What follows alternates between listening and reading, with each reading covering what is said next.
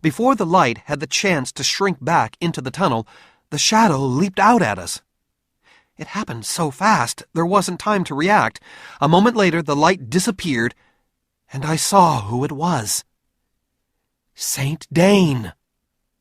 He jumped from the tunnel, directly at us, letting out a hideous guttural scream. He had a sword, a very big sword. He held it high over his head, ready to strike. Lore pushed me out of the way. I stumbled and fell to the cavern floor. As usual, Lore's first thought was to protect me. Like her mother before her, the price for saving my life would be her own. Saint Dane thrust the sword forward. Lore tried to dodge it, but wasn't fast enough. I watched in horror as Saint Dane ran his sword through her chest. I froze. My brain wouldn't accept what I was seeing. Saint Dane drove the sword through Lore. My Lore, the traveler from Zada. I saw the blade come out her back, slick with blood. He drove the weapon so deep that his hands were pressed against her chest.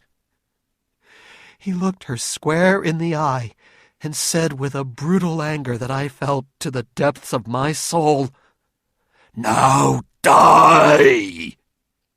He pulled the sword out just as quickly. Lore fell to the ground.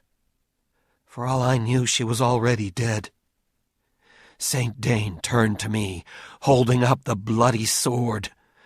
I saw the fury in his white eyes. I was next. "You think you have won," he seethed. "You think you have outwitted me? We haven't even begun." I think I was in shock. 30 seconds before, Lore and I were talking about her visiting Second Earth. Now, she lay dead at my feet. I couldn't think. I couldn't breathe. It all felt so impossible. But it wasn't. Lore was dead, and if I didn't snap out of it, I knew I would be next. Saint Dane was out of his mind with anger. When I think back on that moment, I realized that our victories on the other territories had pushed him to the limit. Losing Zada had sent him over the edge. To win this territory, he had taken off the gloves. He used less trickery. He appeared as himself. He wanted to beat us straight up. He proclaimed this to be a demonstration of his strength. I think the person he was really trying to prove something to was himself. He had failed. He was ready to declare victory in the battle for Hala, but he underestimated the travelers. He underestimated me. Most importantly, he underestimated the character of the people of Zada. He called them weak, and some were, but in the end we never would have saved Zada without the courage and wisdom of the people themselves. Saint Dane was losing. After his failure on Zada, he knew it. He was like a wild cat that was backed into a corner. In other words, he was dangerous. He stalked me with the bloody sword. I got to my feet and turned sideways, taking a defensive stance that reduced my target area. Lore's lessons were well learned. As Saint Dane stalked closer, his body transformed. He changed from his normal image into that of the Gi warrior who had beaten me so badly. My knees went weak. History was repeating itself. The moment I dreaded was here. I was going to have to fight this guy again. Saint Dane knew how to get into my head. I had nightmares about that fight. This time, there was no chance of a last-minute rescue. One of us wasn't getting out of that cavern. I wished I had decided to wear my Gi armor. I didn't even have a weapon. Saint Dane didn't care. This wasn't about sportsmanship. It was about revenge and death. This is what I trained for. "I will give you this much credit," Saint Dane seethed. "You are stronger than Press said, but that means nothing to me now. If killing you is meant to be, I am more than happy to be the executioner." He lunged at me. I ducked and rolled toward Lore's body. I had to stay focused.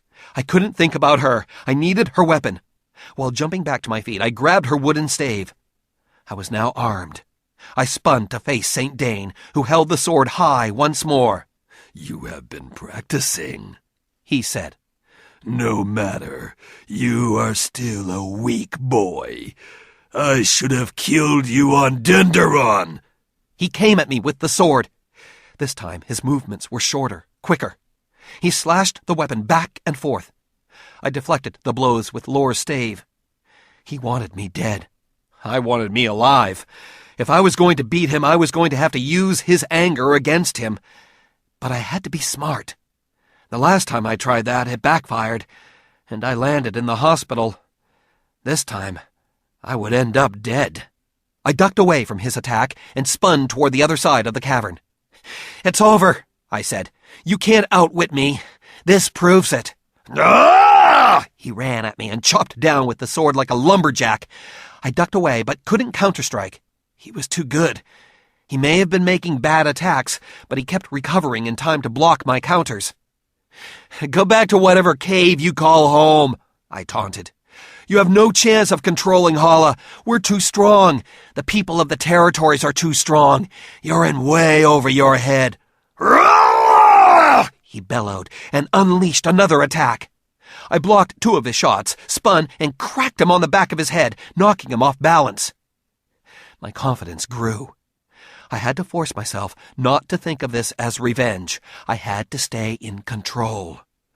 I couldn't think about how he nearly beat me to death. I couldn't think about Lore. I had to be the warrior she taught me to be. "Your bravery is impressive, but foolish," Saint Dane said, as he circled back for more. "You are not invincible. You will meet the same fate as Press and Kasha and Lore." I attacked. I faked a shot to his gut, then spun and drilled the other side of my stave for his head. He was ready for me. He didn't go for the fake and knocked my second shot aside. He followed by lashing at me with the sword. I moved quickly enough so that I wasn't sliced, but the blade smacked me in the back, stinging. I had committed the #1 mistake. He had goaded me into making the first move. It nearly cost me my life. I wouldn't do it again. "You're running out of territory, Saint Dane," I said. "Your campaign is running out of steam. We are all over you. We know your tricks. We know how you think. And we're the good guys." Saint Dane thrust his sword at me. I knocked it away, spun the stave, and hit him square on the side of his head. I heard him bellow in pain. I didn't stop. I hit him again, straight in the gut. He doubled over and dropped the sword. I wanted more. All the anger, all the frustration, all the hatred for this guy poured out of me through Lore's stave. It was payback time. I had no sympathy. I pummeled him. I hit him in the head, the knees, the gut. I gave him every bit the beating he had given me and more. I had won. But that wasn't enough. I wanted to kill him. Yes, I'll say it. At that moment, I wanted to kill him. I had lost control. I was in a frenzy, beating him mercilessly. It was exactly what he wanted. When I was in control of my emotions, I was in command of the fight. As soon as I let my emotions take over, Saint Dane turned it around. He took the beating, backing into the far wall of the cavern. He looked as if he were ready to pass out, but he wasn't. He surprised me by ducking down, reaching into his gi armor, and pulling out a short, 3-bladed knife. It was a weapon from Elong, the 3 claws of a tang beast. He lashed out with the knife, catching my forearm. I screamed and lost control of the stave. He lashed at me again, and I dropped it. It clattered to the cavern floor, out of my reach. I was about to be skewered. Without thinking, I threw myself backward. Saint Dane slashed with the knife again, catching and slicing the front of my tunic. I did a full backward somersault. Saint Dane got his feet back under him and charged. This was it. He was coming in for the kill. He let out a roar of bloodlust. I finished the somersault and landed on my back. I saw St. Dane charging with the tang knife held high, ready to plunge down at me. I didn't move. There was no way I could get out of the way fast enough. He was coming in full throttle, and I was on my back. I had only one chance left. Without taking my eyes off him or moving my body, I reached out and grabbed the sword that had fallen to the ground. The sword that had killed Lore. St. Dane's eyes were locked on mine. They were on fire. He had a single-minded purpose: kill Bobby Pendragon. I felt the handle of the sword. St. Dane lunged at me. I brought the point of the sword up and St. Dane impaled himself square on the blade. His eyes stayed locked on mine. I saw his look change from rage to shock. The unthinkable had happened. I had killed St. Dane. His body transformed from that of the Gi warrior back to his normal self. But the agony and shock were still there. The blood-red veins on his bald head seemed to glow. His white eyes grew dim. It was over. It was all over. Or so I thought. St. Dane hung there for a moment. Then his body turned to black smoke before my eyes. The dark cloud floated away from me and moved quickly to the mouth of the flume. There it grew and transformed back into solid form. St. Dane stood there, looking totally fine. He wasn't hurt, not even a little. Making things worse, he was strangely calm. Gone was the anger. He even had a small smile on his face. I lay on the ground, still holding the bloody sword. My brain had frozen. I couldn't move. "I see you are capable of rage," he said cockily. "I will remember that." "How could you?" was all I could gasp. "Didn't Press tell you how futile it would be to try and kill me?" he said with a smirk. He kept his eyes on me and shouted into the flume. "Quillen!" The flume came to life. He was getting away. I didn't have the strength or the will to try and stop him. Truth was, I didn't know how. "This has been such an amusing diversion," St. Dane said. He was back to his old confident self. "In spite of what you may think, Pendragon, this isn't over.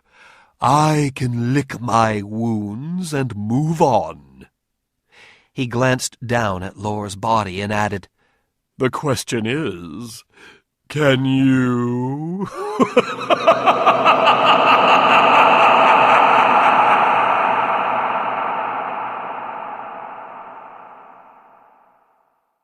The light from the flume enveloped the demon traveler.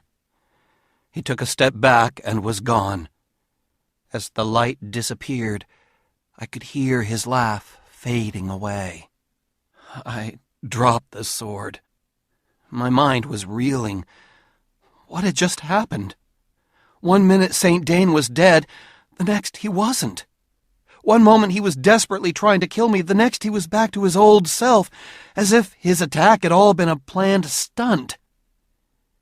Maybe it was. Maybe this was one more way of throwing me off balance. If that was the case, he'd done a pretty good job. I had discovered that under the right conditions, I was capable of taking a life. Or maybe I was only capable of taking St. Dane's life, but his life couldn't be taken. My head hurt. That's when I remembered Lore. I rolled over onto my knees and crawled to her.